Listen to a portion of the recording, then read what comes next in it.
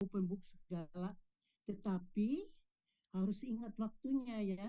Soalnya ada, tetapi waktunya tidak tidak banyak. Oleh karena itu Anda boleh open book. Ya. Waktunya tidak banyak. Essay. Bentuk ujiannya itu essay. Ya. Sebab jadi bentuk ujian itu essay dan memang boleh buka open book segala macam, tetapi tidak boleh kerjasama. Ingat, waktu mengerjakan ujian itu terbatas, waktunya terbatas. Oleh karena itu justru boleh open book, ya, karena Anda kan harus buru-buru cari jawabannya, ya. Jadi begitu. Bisa saya mulai? Ya, bisa dimulai nggak sekarang dengan kuliahnya? Bisa, Ibu. Ya, oke.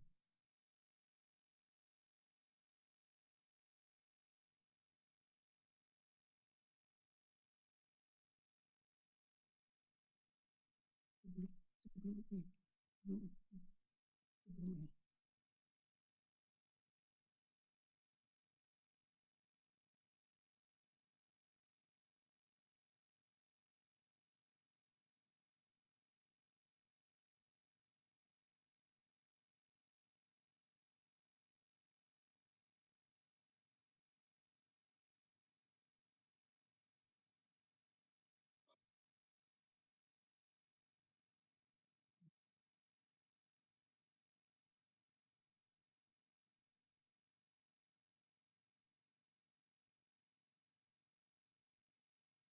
Jadi saya ulangi sebentar ya.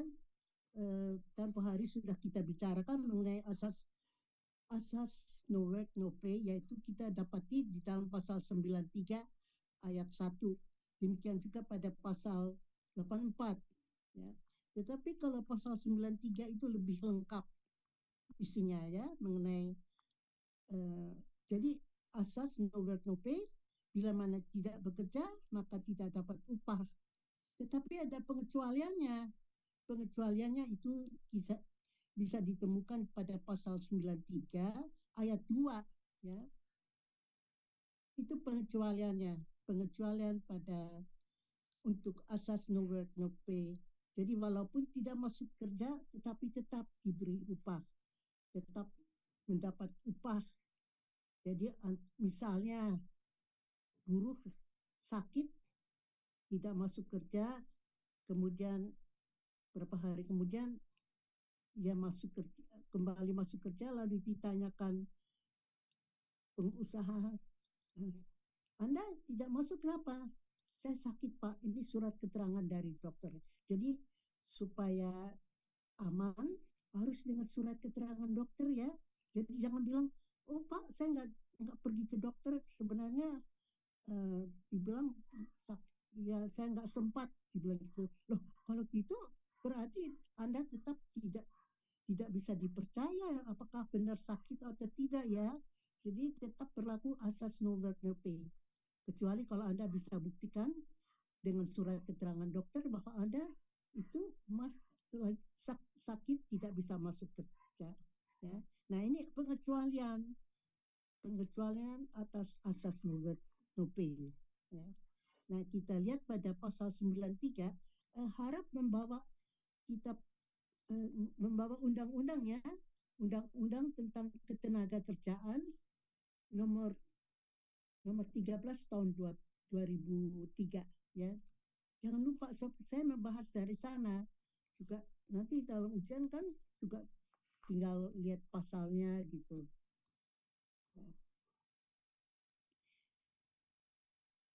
Nah, kita lihat sudah saya terangkan ya bahwa pada pasal 81 mengenai wanita yang haid, tetapi pada pasal 81 pada pasal 84 tidak dimuat bahwa pasal 81 itu mengenai wanita yang haid tidak mendapat upah.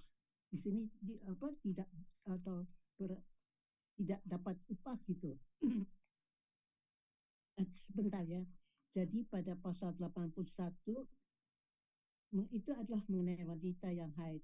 Tetapi pada pasal 84 tidak memuat pasal 81. Jadi berarti bahwa wanita tersebut tidak mendapat upah. Tetapi yang lebih lengkap itu kita lihat saja pada pasal 93 ya. Pasal 93 ayat 1, ayat 2 mengenai pengecualian-pengecualian dari asas no work no pay. Itu banyak sekali ya. Cukup Anda lihat saja. Kemudian saya pikir sudah dikuliahkan ya waktu tempoh hari. Halo, sudah dikuliahkan atau belum?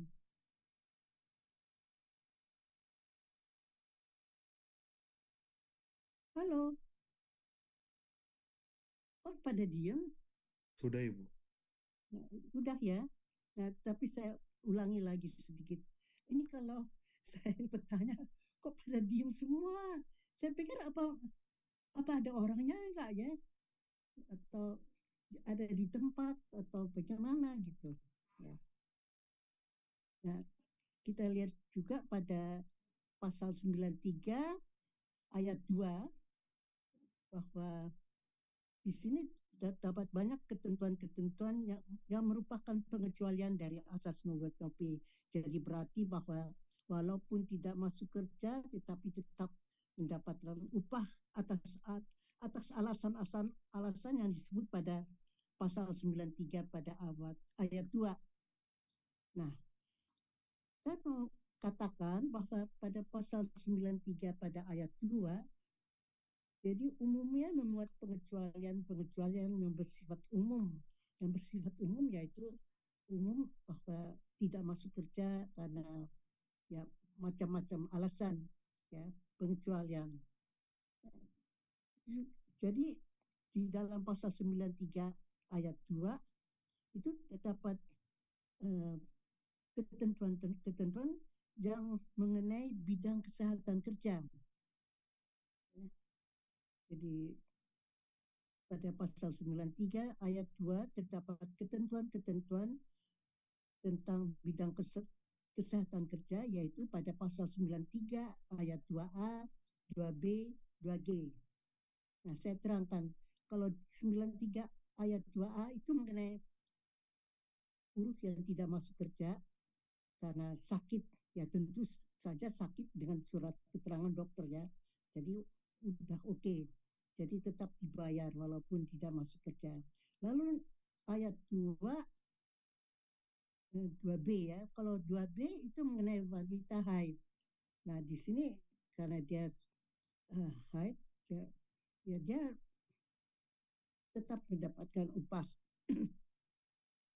Kemudian 2G. 2G itu adalah mengenai di sini kita lihat bahwa 2G itu adalah mengenai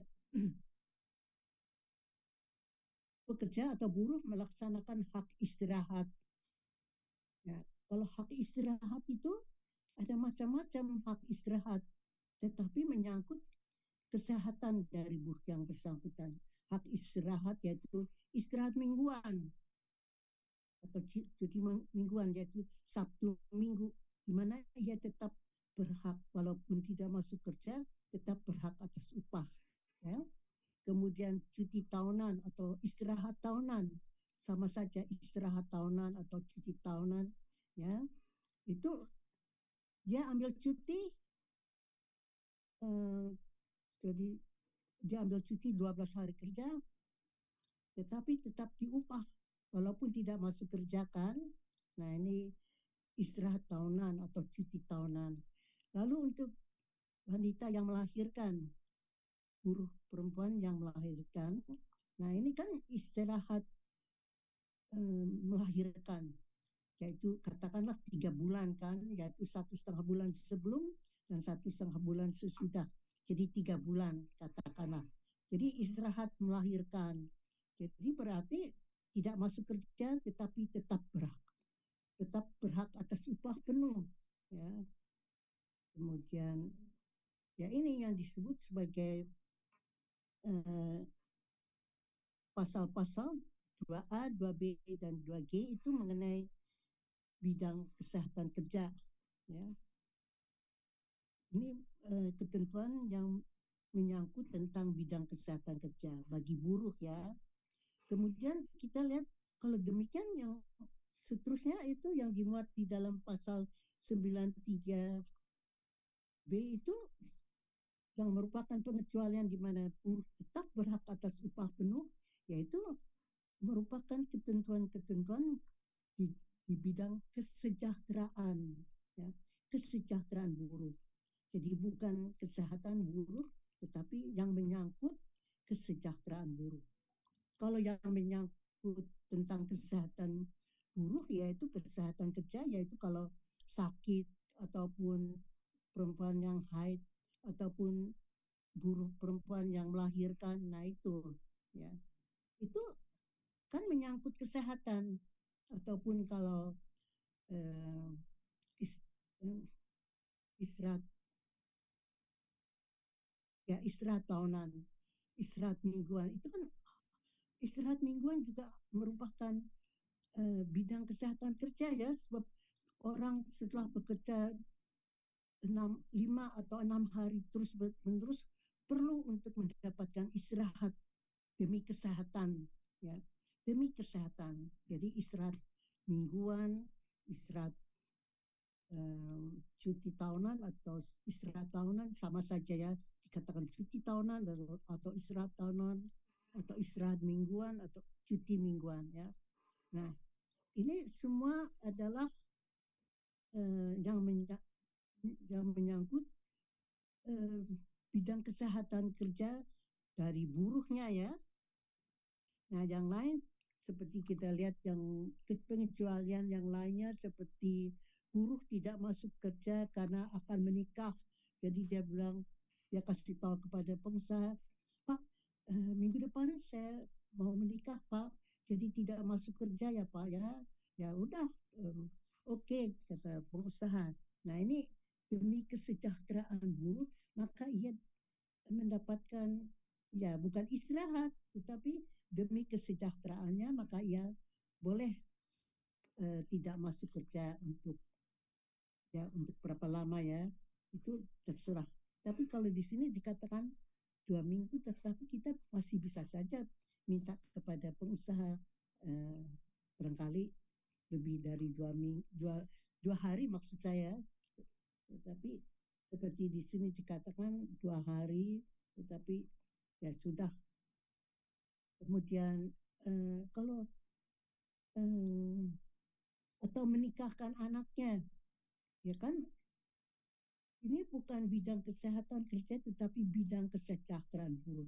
Jadi buruhnya datang mengatakan kepada pengusaha, Pak, saya minggu depan akan menikahkan anak saya. Jadi saya minta berapa hari tidak masuk kerja, ya, Pak, ya. Ya sudah. Nah, ini tetap merupakan pengecualian, tetapi pengecualian di bidang kesejahteraan buruh. Ataupun kalau ada yang kalau istri dari buruh, ya, ini istri dari buruh melahirkan, terus dia kata, Pak, ya, istri saya mau melahirkan besok atau ya berapa hari ini, besok barangkali, ya. Sebab kan buru-buru dia datang, Pak, istri saya mau melahirkan nih, Pak. Saya ambil berapa hari, saya tidak akan masuk kerja karena menunggu istri melahirkan, ya. Jadi di sini dikatakan bahwa ya dapatnya juga 2 hari kira-kira melahirkan. Jadi harus menunggu istrinya yang akan melahirkan. Masa istrinya mau melahirkan itu suaminya bilang, saya mau kerja. Jadi ditinggal istrinya. Enggak, bukannya ngantarin ke rumah sakit lalu menunggui di sana sampai kelahiran dan seterusnya. Ya, harus harus menunggu sampai kelahiran itu kan anaknya dia, apa, bayinya itu kan bayinya. Jadi harus ya harus ditungguin dong istrinya akan melahirkan. Ya. Nah, ataupun dan ya, macam-macam alasan atau ada yang meninggal dunia dari keluarga ya juga memberitahu Pak ini seperti kemarin kemarin saya pergi ke apa karena suami dari adik terus meninggal dunia lalu di Surabaya lalu saya pamit so, mau ikut menghadiri pemakaman jadi saya pamit kepada fakultas padahal waktu itu pas lagi mau mengajar ya dapat kuliah yang pertama saya berhalangan karena berada di Surabaya tetapi kalau saya lain beda ini kan eh, boleh dikatakan masuk masuk eh, pegawai negeri. Tetapi kalau saya udah pensiunannya, tetapi tetap kalau pegawai negeri masih kalau diminta waktu untuk pemakaman dan seterusnya. Tetapi kalau kalau ini kan swasta ya, undang-undang tentang ketenaga kerjaan nomor 13 tahun 2003 itu berlaku untuk perusahaan swasta. Harus ingat ya, perusahaan swasta. Jadi kalau untuk pegawai negeri atau aparatur negara sipil, eh, aparatur eh, sipil itu eh, ya berlaku hukum hukum kepegawaian atau hukum aparatur eh, eh, ANS ya, aparatur negara sipil ya. Eh, maaf terbalik aparatur sipil negara. Aduh, ya ASN. Jadi kalau dulu kita bilang hukum kepegawaian, tapi sekarang hukum aparatur sipil negara gitu ya, ASN. Atau pegawai negeri dulu, tapi sekarang udah ganti namanya menjadi ASN. Ya. Nah, jadi ini seperti saya tadi katakan harus ingat ya kalau Undang-Undang Nomor 13 Tahun 2003 tentang ketenaga kerjaan itu ya, semua kalau perburuhan yang saya ngajar itu berlaku untuk perusahaan-perusahaan swasta ya, perusahaan swasta bukan aparatur sipil negara bukan ya. Ataupun dulu bilangnya pegawai negeri dan hukum kepegawaian dulu namanya begitu tapi sekarang udah ganti nama ya. Jadi ini Anda harus ingat kadang-kadang ada juga yang agak kacau belum begitu jelas ya kalau belum jelas boleh tanya lagi nah ini kemudian juga ya ya yang lain pengecualian yang lainnya itu selain selain di bidang kesehatan kerja itu merupakan ketentuan bagi kesejahteraan buruh ya ketentuan di bidang kesejahteraan buruh itu kalau misalnya buruh bilang Pak besok minggu depan saya akan menikah ya dia tidak terpaksa tidak masuk kerja kan ya tetap jadi ini merupakan pengecualian bahwa dia tidak masuk kerja tetapi tetap berhak atas upah penuh pengecualian dari asas no work no pay ya. Kalau adanya masih belum jelas silahkan bertanya ya sebab pernah saya kemukakan ini lalu dalam ujian waduh ada yang sama sekali tidak mengerti atau memang tidak masuk pada waktu kuliah atau saya nggak ngerti ya. Tapi kok malah kacau jawabannya dalam ujian. Ya, kita lanjutkan ya. Jadi berikut berikut ya. Nah,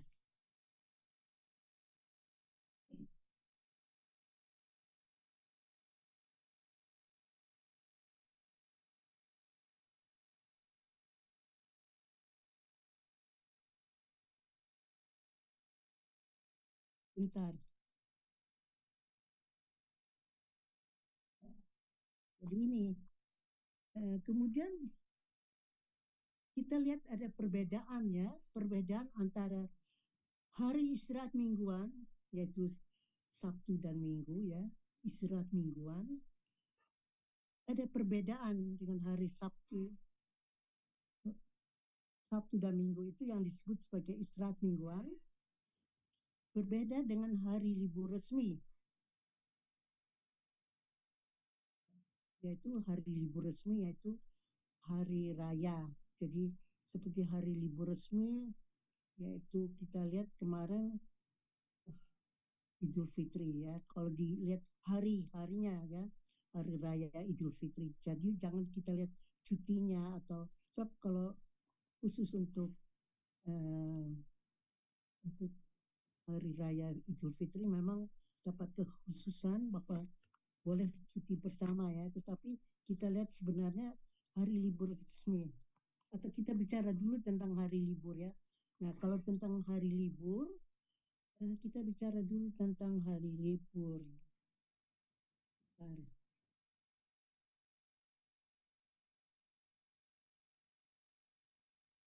Nah, pasal 85, pasal 85 yang mengatur tentang hari libur. Jadi pasal 85 ayat 1. Pekerja atau buruh tidak wajib bekerja pada hari-hari libur resmi. Hari libur resmi yaitu kita, kalau hari libur resmi kita boleh mengatakan hari raya Nyepi ya, kemarin hari raya Imlek ataupun hari raya Idul Fitri yang hari rayanya ya. Jadi bukan lihat cutinya, jangan lihat cutinya tapi pada hari rayanya. Kemudian juga kalau mendatang ini adalah hari Jumat Agung untuk mereka yang beragama Kristen yang merayakan hari Jumat Agung, yaitu tanggal 3 ya, tanggal 3 April ya. Terus kemudian eh, hari hari raya resmi yaitu 1 Mei. 1 Mei itu hari buruh kan ya, dirayakan secara internasional ya, secara internasional hari buruh. Jadi mengenai perburuan, jadi ada hari buruhnya, yaitu orang yang bekerja itu. Jadi diingat bahwa orang yang bekerja itu ya untuk mendapatkan nafkah ya. Jadi bukan uh, berleha-leha santai dan seterusnya. Enggak, tapi harus bekerja agar ya mendapatkan uh, penghasilan dapat untuk dapat supaya keluarganya dapat makan dan seterusnya ya, dapat bisa anak-anaknya bisa sekolah dan seterusnya ya. Jadi itu ya itu mungkin maksudnya, oleh karena itu ada hari libur atau hari buruh ataupun ya hari buruh ya, atau um, atau bahasa Inggrisnya Labor Day. Labor itu um, perburuhan sebenarnya, tapi terus dibilang hari buruh. Kemudian ada juga 17 Agustus. Nah, itu juga hari raya resmi, hari libur resmi ya. Bahwa kita 17 Agustus yang nggak kerja, ya, nggak kerja, so, merayakan hari ke, hari kemerdekaan negara kita ya. Kemudian juga ada hari ya, hari Natal untuk yang kaum Kristen, tapi walaupun seperti Idul Fitri, Nyepi, Imlek, Natal, nah itu memang keagamaan, tetapi tidak berarti bahwa hanya mereka yang beragama tersebut ya yang boleh merayakan, tetapi semuanya kita sebagai uh, bangsa Indonesia yang merayakan semua yang ingat saja ketuhanan yang Maha Esa, Pancasila yang sila pertama ketuhanan yang Maha Esa. Nah, pada umumnya saya lihat kalau ditanya hari libur resmi, apa yang disebut sebagai hari libur resmi, karena orang-orang akan jawab hari keagamaan. Loh, belum tentu hari keagamaan ya. So, hari libur resmi 1 Januari. Itu kan bukan hari keagamaan. Ya, ataupun 1 Mei. 1 Mei itu juga bukan hari keagamaan, ataupun 17 Agustus. Nah, ini juga bukan hari keagamaan. Jadi katakan saja hari libur resmi, hari raya. Hari raya atau hari libur resmi.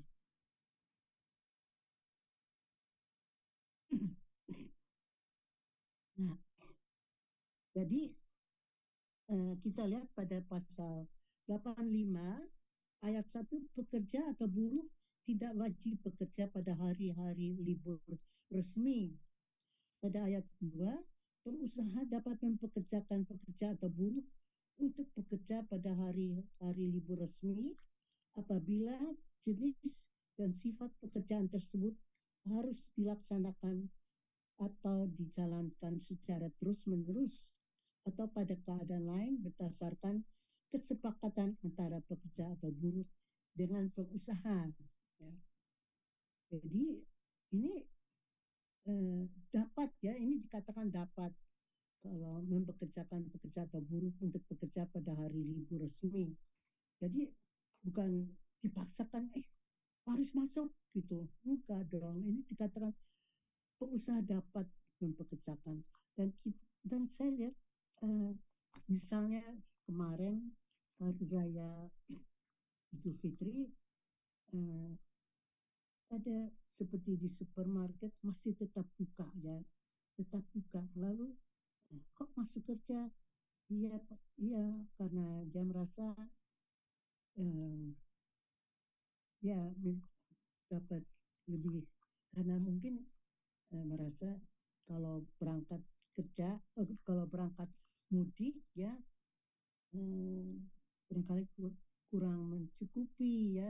So, nanti kalau mudik lalu ke sana saja bolak-balik naik naik apa namanya kereta api atau apa, belum eh, belum perayaannya diadakan perayaan, jadi itu kan juga makan uang banyak, lalu bawa oleh-oleh dan seterusnya, dan ya uang jadi maaf ya.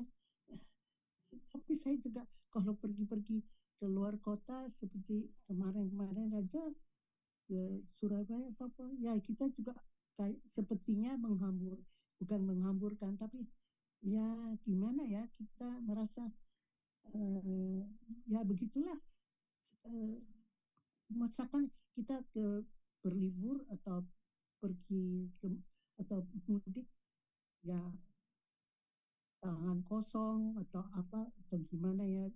Jadi terus belum biaya naik transportasi ya, transportasi transportasi bisa kereta api ataupun bus kota, antar provinsi ya, antar yaitu dari Jakarta ke Bali juga ya, atau dari Jakarta ke Medan atau ke Bandung ya, naik naik bus.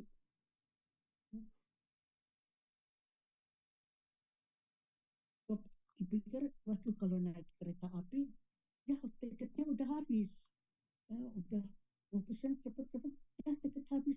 Aduh kalau gitu naik apa ya, kalau naik pesawat nggak mampu dong, apa dengan keluarga banyak yang nggak mampu bayar bolak-balik dengan pesawat dengan beberapa anggota keluarga.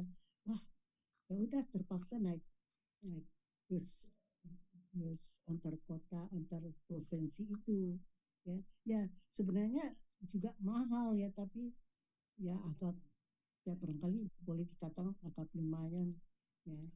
Tapi entahlah, itu tergantung pada ya kemampuan atau kemampuan orang ya.